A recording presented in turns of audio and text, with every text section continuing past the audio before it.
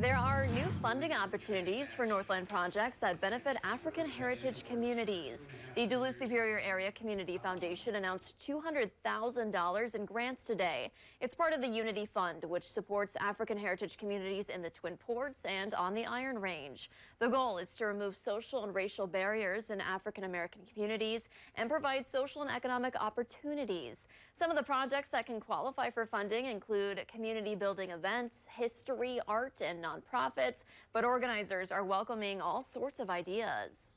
So we wanted to make sure that we welcome that opportunity for folks to bring their idea and bring their thoughts and minds. And there are guidelines that you'll be able to see on the website, but we encourage all to at least, bring their idea forward. Grants will range between $5,000 and $10,000. Applications are being accepted now and will be reviewed on a rolling basis.